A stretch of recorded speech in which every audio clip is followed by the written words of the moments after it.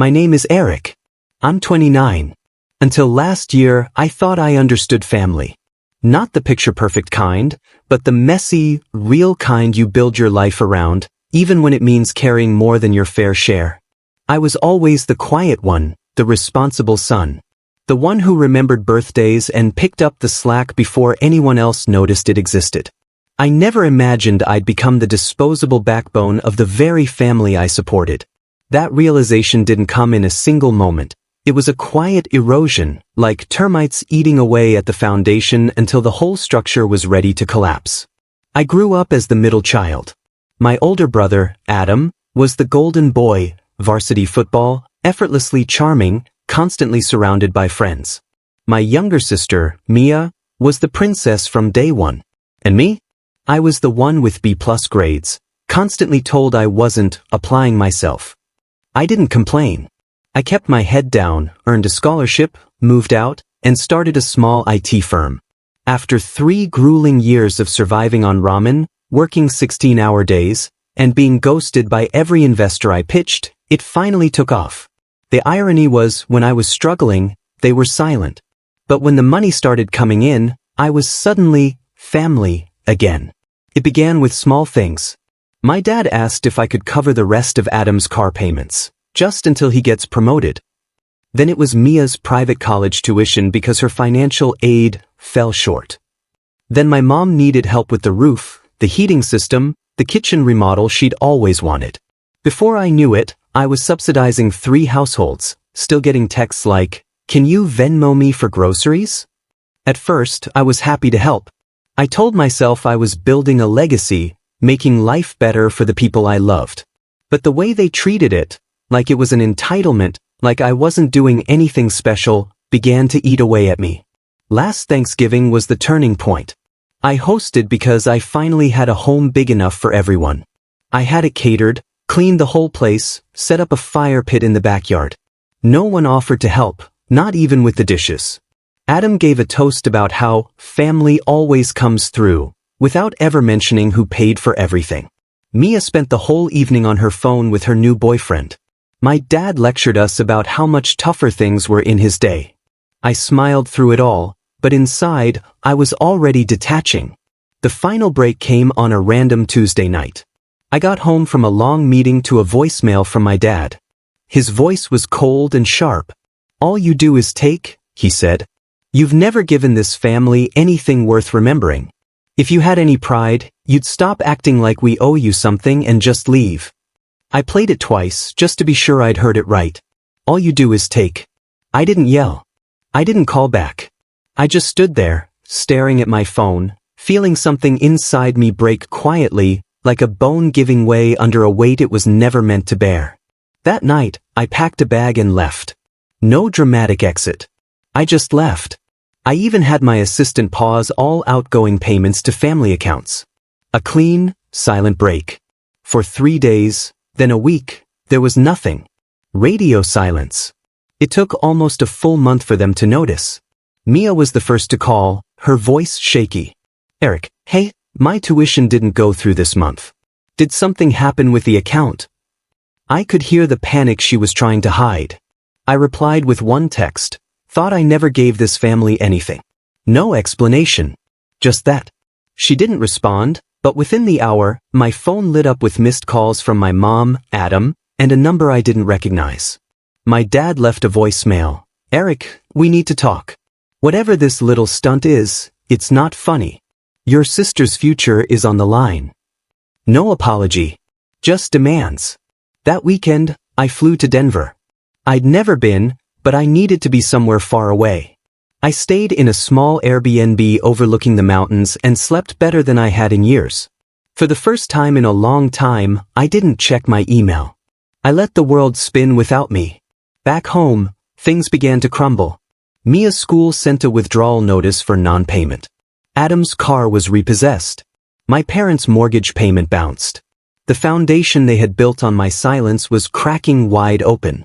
They started reaching out to extended family, spinning a story about how I'd abandoned them for no reason. But a few of my cousins knew the truth. Emma, my mom's niece, sent me a message. "I've always admired your patience. But I'm glad you finally stopped being their safety net. I didn't want revenge. I wanted peace. But once you remove the thing they used to control you, once they realize they need you more than you ever needed them, everything begins to unravel. I spent a week in Denver doing nothing. I'd walk to a coffee shop, journal, and wander around, relearning what it felt like to have uninterrupted silence. No buzzing phone, no obligations, no one asking for one more favor. It felt foreign, like unlearning the habit of bracing for someone else's disappointment.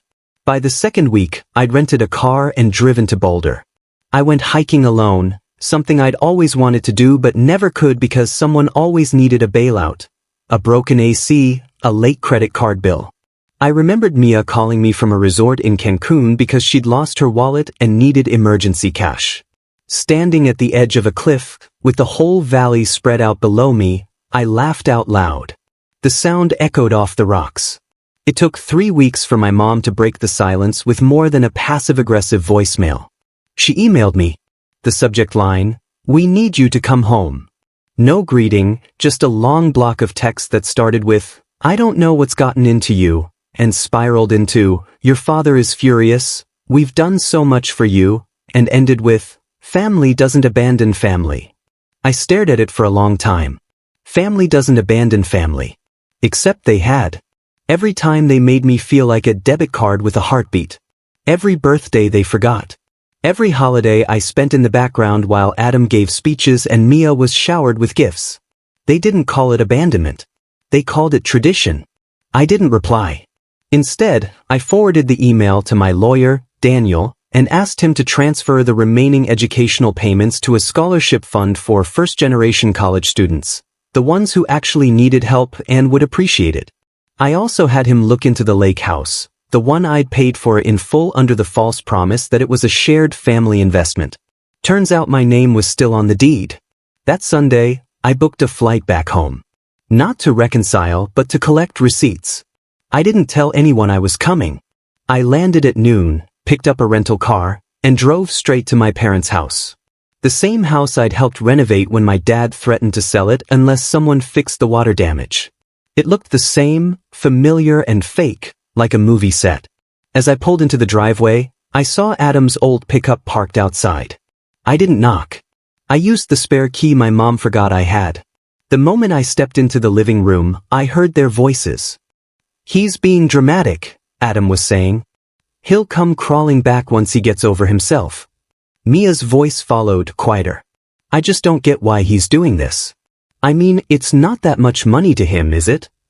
My dad grumbled something, then said, loud and clear, "Eric's always been the weakest, hiding behind his computer, acting like money makes him special." I stood in the hallway, unseen, as they tore me apart. I didn't cry. I didn't storm in. I didn't even feel anger, just confirmation. They had never seen me. Not really. I backed out quietly and drove to the lake house. I walked through the front door, took one long look at the open-plan kitchen, the wall of family photos that didn't include a single one of me, and started taking pictures for the real estate listing. By nightfall, Daniel had everything he needed to initiate the sale. On Monday, I sent one final message in the family group chat. "You said I never gave this family anything. So, I'm finally giving you what you've always acted like you wanted, distance. No more tuition, no more car payments, no more roof repairs. Sell your own memories. I'm out." Then I left the group chat and blocked them all.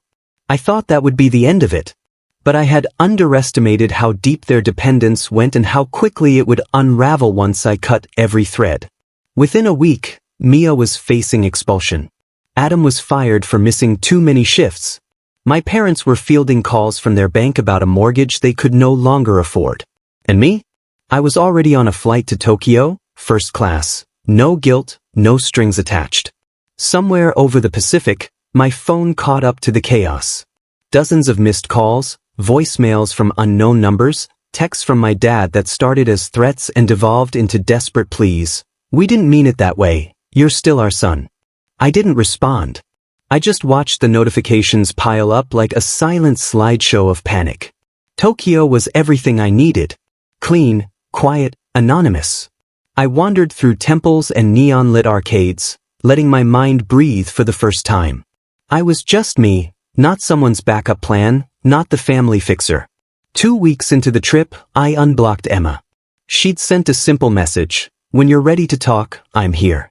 Not to convince you, just to listen. When I got back, I met her at a cafe. She brought her laptop and showed me a Reddit thread. Mia had posted under a throwaway account, asking for financial help to stay in school after an unexpected family emergency.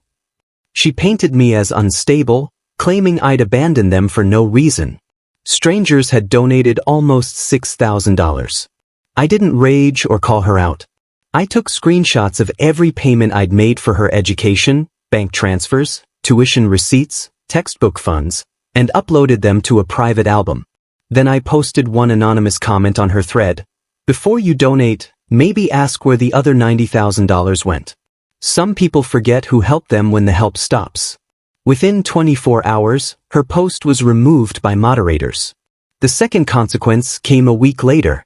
I received a certified letter from my dad, typed like a legal notice. It formally requested a meeting to discuss the breakdown of our family dynamic. Buried in the legalese was the real reason. They wanted a portion of the lake house sale proceeds, claiming emotional equity. I passed the letter to Daniel. He smirked and said, "Want me to send them a reminder that emotional equity doesn't hold up in court?" We did one better. We sent them a copy of the original agreement my dad had signed, acknowledging that the lake house was my property. That shut them up, for a while. But the silence didn't last. Not once they found out I was selling the main house, too. While I was in Tokyo, Daniel had been compiling evidence of a large loan I'd given my parents years ago to cover their mortgage. They'd never paid me back. We filed a lien on the house, and now they owed me over $80,000. I could legally force a sale. Emma called me that night. "They're panicking," she said. "Your mom called mine in tears. Your dad's threatening to go on social media." I sighed. Let him. I've got receipts. But I wasn't doing it for revenge anymore. I was doing it for closure. They had mistaken my generosity for weakness, and now they were learning what it felt like to stand on their own. The day of the auction, I parked across the street and watched as a small crowd gathered. My family arrived, packed into my dad's old Chevy. Mia got out first, her face blotchy behind oversized sunglasses. Adam followed, scowling. My parents looked worn and defeated. My dad spotted me immediately. "Eric," he called out, his voice low and bristling. "We need to talk. Now." I didn't move. "You're really doing this?" he said. "Humiliating your own family over some perceived slight?" "It's not a slight," I said calmly. "It's a pattern, and it ends today." Mia joined them, her voice cracking. "I'm going to lose my scholarship because of this. Why are you doing this to us?" I turned to her. "I paid for your first 3 years. Every tuition bill, every textbook. You never said thank you. Not once. Instead, you lied to strangers for money." My mom finally spoke, her voice frail. "Eric, families don't do this to each other." "No," I said. "Families don't take like this. You took everything, my time, my money, my trust. And when I stopped giving, you called me selfish." The auctioneer's voice rang out, and I walked away. The house sold within the hour to a retired couple. I signed the paperwork, handed Daniel the keys, and never looked back. 3 weeks later, the moving truck arrived. My parents tried to fight it, but the court order was clear. They had 30 days to leave. They didn't even pack everything, just grabbed what they could and left the rest behind. Emma helped me close out the estate. She was the only one who stayed neutral. "You did the right thing," she whispered, "even if it doesn't feel like it yet." And she was right.